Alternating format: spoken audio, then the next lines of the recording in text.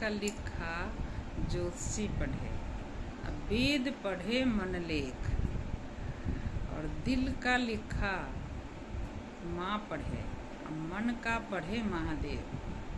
जो आपके मन में होता है ना वो महादेव पढ़ लेते हैं, उनको कहना नहीं पड़ता है। आप लोगों को कितनी ब्लॉग में डाली कि आप लोग अगर महादेव से नहीं जुड़े हैं तो अभी भी जुड़ जाइए, जुड़ के तब पूजा कीजिए। दिन रात आप पूजा कर रहे हैं उतना ही शिद्दत से, लेकिन जुड़े नहीं हैं। बिना गुरु बनाए कोई ज्ञान नहीं है आपके अंदर, ये समझ लीजिए। उनको जुड़ने के लिए आपको कुछ खरीदारी नहीं करना है, कोई टाइम नहीं निकालना है। जहाँ खड़े चलते फिरते, मैं तो सुबह वॉक करने के लिए पार्क जाती हूँ, वहाँ भी कितनी लेडीज़ को ये शिष्य बनाई हूँ, महादेव से जुड़ी हूँ। चलते फिरते भी बात कर सकते हैं किसी से, उसी को चर्चा करते हैं। आप अगर नहीं बने हैं तो हाथ जोड़ के बैठ जाइए। हे शिव, हे महादेव, देवों के देव महादेव, आपके चरणों में कोटि कोटि प्रणाम, और मैया भवानी के चरणों में कोटि कोटि प्रणाम। हे शिव, आप मेरे गुरु हो आज से, और मैं आपके शिष्य हूँ। मैं अपने आप को आपके चरणों में समर्पित कर दिया हूँ, और जो भी मेरे मन की इच्छा हो सब आप पूरा करो, और दया इतनी करो कि हमेशा आपके चरणों में लगी रहूँ, आपकी पूजा पाठ में लगी रहूँ, आपका ध्यान करो। ये उनसे बोलना है, दया मांगना है अपने लिए।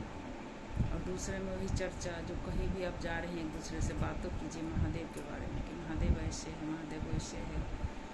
उनको समझाइए कि आप भी उनको गुरु मानिए, उसके बाद पूजा कीजिए। कितना मन की शांति, कितना घर में शांति रहेगा, ये आप बनने के बाद महसूस करेंगे। और तीसरा में नमः शिवाय, नमः शिवाय, नमः शिवाय जाप करना है। जहाँ भी रहिए, चलते फिरते, बैठते, सोते, जागते, जिस समय मन हो।